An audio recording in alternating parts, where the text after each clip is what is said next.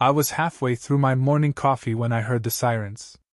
Not one, not two, but 3 police cars came skidding onto my gravel driveway, kicking up a cloud of dust so thick it looked like a damn apocalypse movie.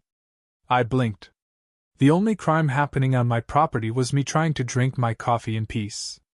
Then, out of one of the cop cars, stomping like she was leading a military raid, came the last person I expected, a short, furious woman clutching a clipboard like it was a weapon. Her oversized sunglasses perched on her face like she was trying to hide from the law instead of calling them. And then, in the loudest, most entitled voice imaginable, she screamed, "This man has an illegal electric fence! He's endangering the entire community!" I didn't even live in her community. It took me a second to process what was happening. The cops, who looked just as confused as I felt, were already fanning out like they were about to uncover a major crime scene. Meanwhile, I stood there in my pajama pants, coffee in one hand, absolutely dumbfounded.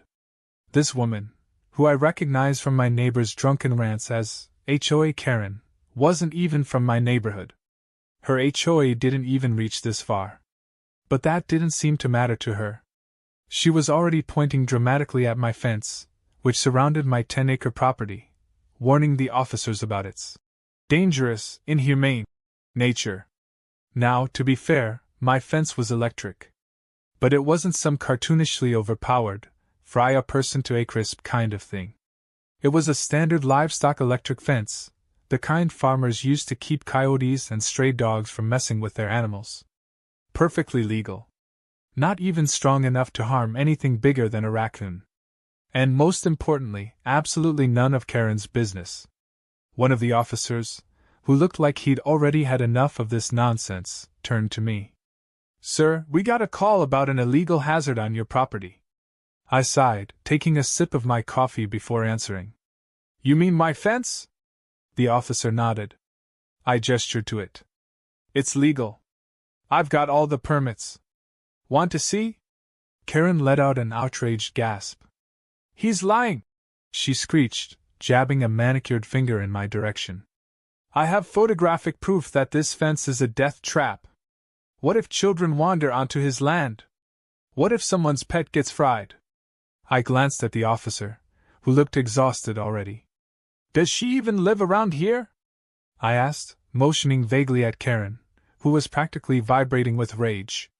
The officer sighed. "No. She's from the HOA 2 miles away." I set my coffee down on my porch railing and rubbed my temples. "So, why is she here?" Karen's jaw dropped like I'd personally insulted her ancestors. "Because your fence affects our property values," she shrieked. "It's ugly. It's dangerous. I will not allow this kind of negligence to ruin our community." One of the younger officers coughed, probably to cover a laugh. The older cop pinched the bridge of his nose and sighed. "Ma'am," he said in the universal tone of someone who deeply regretted their career choices, "this man's property is not in your HOA jurisdiction." Karen looked personally offended by the concept of laws not bending to her will. "But it's still near our community," she argued. "And I refuse to let some hillbilly play mad scientist with high-voltage fences."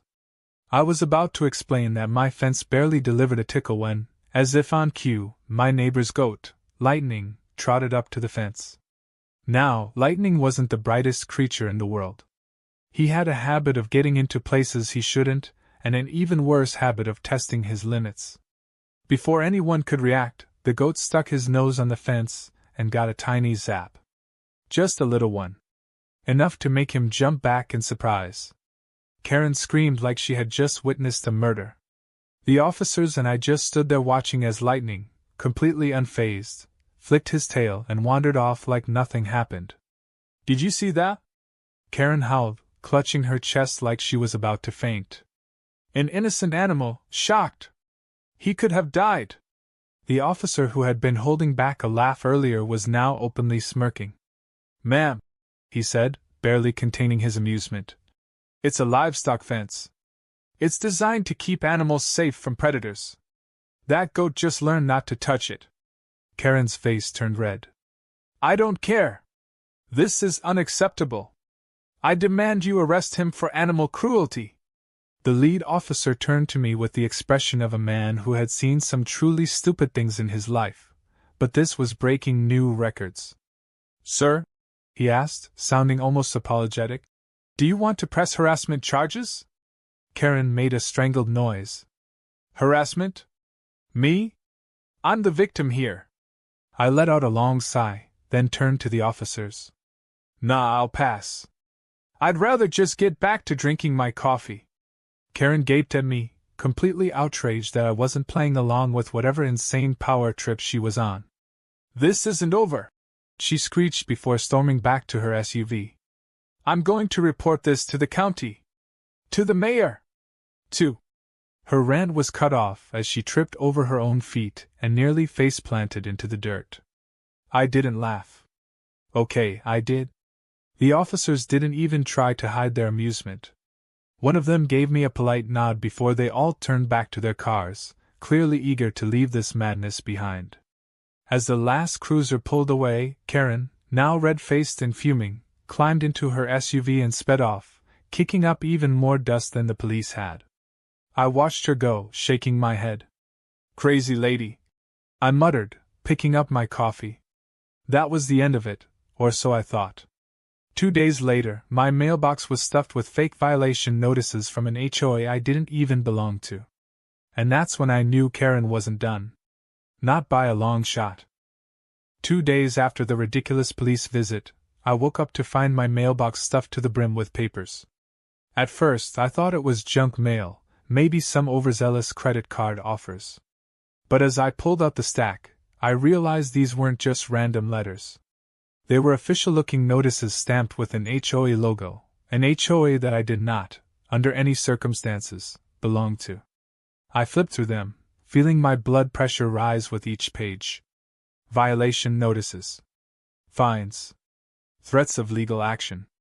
Claims that my property was out of compliance with neighborhood aesthetics. Warnings that if I didn't remove my hazardous fencing, I would face escalating penalties and possible liens. I actually laughed out loud at that last one. These people had zero authority over my land. They might as well have been sending me monopoly money fines. Shaking my head, I walked back inside, tossing the ridiculous paperwork onto the counter. I had a few options here. I could ignore them, which was tempting. I could lawyer up, which was probably inevitable. Or I could have some fun with this. Because if Karen thought she could intimidate me with empty threats, she had another thing coming. Later that day, I decided to pay a visit to Old Man Harris, my neighbor and the unofficial historian of local gossip. I found him sitting on his porch, sipping a beer while Lightning the goat chewed lazily on an old boot. You won't believe this, I said, dropping the stack of HOA nonsense onto the table beside him. He squinted at the papers, then let out a wheezing laugh. Oh, they really don't know when to quit, do they? She's sending me fines from an HOA I'm not even a part of, I said, shaking my head. I didn't think that was even legal. It's not, Harris chuckled, taking another sip of his beer. But that never stopped Karen before. I raised an eyebrow. She's done this before? Harris leaned back in his chair, looking entirely too amused by the situation. Son, Karen's been running that HOA like a dictatorship for the last 10 years. She tried to fine a guy for having the wrong shade of blue on his front door. Threatened to sue a family because their kids' chalk drawings on the sidewalk decreased property values. Hell, she even tried to have a retired veteran evicted from his own house because he put up an American flag without HOA approval. I whistled. And no one stopped her? Oh, plenty of people have tried. But Karen's the type who thrives on conflict. The second someone pushes back, she goes nuclear. I sighed, rubbing my temples. Well, I'm not in her HOA, so she can threaten me all she wants. She has zero legal ground. That won't stop her, Harris warned. If she can't scare you with fake fines, she'll try something else. He wasn't wrong. A few days later, the next phase of Karen's insanity began. This time, she wasn't just sending fake fines. She was waging a full-scale misinformation war. I started getting calls from people I didn't even know, concerned strangers asking if my fence had electrocuted a dog. One woman, who claimed to be from some local animal rights group, left a furious voicemail accusing me of running an electric death trap. Confused, I did some digging and found out that Karen had started a Facebook campaign against me. In the HOA's private group, she had posted a completely fake and heavily edited video, claiming my fence was killing animals. She'd even thrown in some stock footage of an electrocuted squirrel, probably pulled straight from the internet, to make it look like it happened on my property. The comments were a disaster. "This is disgusting. How is this man allowed to get away with this? We need to petition the county to shut this down immediately. Won't someone think of the children?" I almost had to admire her dedication. Almost. Instead, I called my lawyer. While I waited for a legal response to this nonsense, Karen's harassment escalated again. She wasn't content with just spreading lies. Now, she was actively trying to frame me for animal cruelty. One evening, I caught movement on my security cameras, someone sneaking onto my property near the fence line. I checked the footage and nearly burst out laughing. It was Karen. Dressed in all black, she was crouching dramatically like a cartoon villain, dragging a dog crate with her. From the looks of it, she was trying to release a small animal, probably to get it shocked and record a new exposé. Unfortunately for her, things did not go as planned. As she tried to open the crate, she tripped over a rock and landed face first in the dirt. Then, in what I could only describe as poetic justice, she accidentally backed into my fence. The zap wasn't strong, barely enough to make her jump, but the way she shrieked and flailed like she'd been hit by a bolt of lightning was pure gold. She staggered around cursing, before giving up entirely and running back to her car. I saved the footage immediately. The next morning, I sent a copy to my lawyer, the county animal control, and, just for fun, posted a small, carefully edited clip online. Nothing too aggressive, just a simple caption. "When your neighbor trespasses on your land at night, and finds out electric fences work as advertised." The video went viral within hours. Thousands of people were laughing at Karen's antics, with comments ranging from, "This is the greatest thing I've ever seen," to, "How do we nominate this woman for the Darwin Awards?" And just like that, her credibility took a major hit. But she wasn't done. 2 nights later, someone tried to cut my fence. This time, they weren't just sneaking around with a camera. They had wire cutters, gloves, and a clear intent to destroy. Fortunately, my cameras caught them in the act, and the sheriff's department didn't take kindly to trespassers with vandalism on their minds. The next morning, I had an unexpected visitor, Karen, looking furious and wearing a bandage on her wrist. She barely let me open the door before she started screaming. "How dare you!" she shrieked. "You set me up!" I stared at her. "What? You put that video online to humiliate me!" she accused, pointing a finger at me like she was declaring war. "I demand you take it down immediately!" I crossed my arms. "Oh, you mean the video where you were illegally on my property, trying to frame me for animal cruelty?" Her face turned an alarming shade of red. "It was a social experiment." I almost choked. "A what?" "A social experiment," she repeated, crossing her arms like she'd just given me an airtight legal defense. "To test the reaction of the community to unethical animal treatment." I blinked at her. "So, you admit you trespassed?" Her mouth opened and closed like a fish. "That's not the point." I smirked. "It is when the sheriff sees the footage." For the first time, Karen actually looked nervous. "You wouldn't try me." For a long moment, she just stood there, fuming. Then, without another word, she turned and stomped off toward her car. I watched her go, shaking my head. This wasn't over. Not by a long shot. The morning after Karen's latest meltdown, I woke up feeling like I was trapped in a never-ending reality show. At this point, it was almost impressive how much time and energy she was willing to invest in something that had absolutely nothing to do with her. But as much as I wanted to sit back and let her spiral into irrelevance, I had a feeling she wasn't done yet. And sure enough, I was right. It started with a legal notice taped to my front door. Not a real one, of course.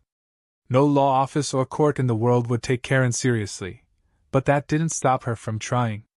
The document, printed on what looked like standard office paper, was labeled as a cease and desist order from the HOA's legal department. The funniest part? There was no legal department. The entire thing was obviously written by Karen herself, filled with dramatic legalese that made no sense, including phrases like electrical warfare against the community and public safety crisis of imminent concern. At the bottom, she had even signed it in fancy cursive, as if that made it official. I took a deep breath and walked over to Old Man Harris's place, holding up the paper like a trophy. He took one look at it and nearly choked on his coffee from laughing so hard. "She really thinks this is gonna scare you?" he wheezed, wiping his eyes. "Son, I've seen kids put together more convincing legal documents in school projects." I thought about framing it, I admitted, shaking my head. Or maybe mailing it back to her with a grammar correction. "Hell, I say we send it to the local paper," Harris snorted. "Let the whole town see what kind of nonsense she's up to." Tempting as that was, I figured it would be better to just let Karen dig her own grave. And sure enough, she wasted no time pulling out the biggest shovel she could find. Later that evening, I got a call from my lawyer. He sounded more amused than concerned as he explained that Karen had actually filed a lawsuit against me. Well, technically it wasn't a real lawsuit, just a small claims complaint, which meant she was trying to drag me to court over the fence. "She's demanding emotional damages," my lawyer chuckled. "Claims she's been suffering from severe distress due to the unsafe conditions on your property." I nearly dropped my phone. "She doesn't even live near me." "Doesn't matter," he replied, still laughing. "She attached a bunch of fake testimonials from people who also don't live anywhere near you. And get this, one of them claims your fence nearly electrocuted their child last week." I pinched the bridge of my nose. "Let me guess.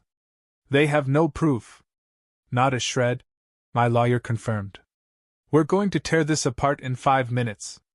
As ridiculous as it was, I showed up to court just to make sure Karen got the embarrassment she deserved. The small courtroom was filled with bored clerks, an overworked judge, and maybe half a dozen spectators who clearly had nothing better to do. And there, sitting at the plaintiff's table with a smug expression, was Karen. She had dressed up like she was about to argue a case in the Supreme Court, complete with a stack of folders, a dramatic sigh, and an exaggerated head shake whenever I so much as looked in her direction.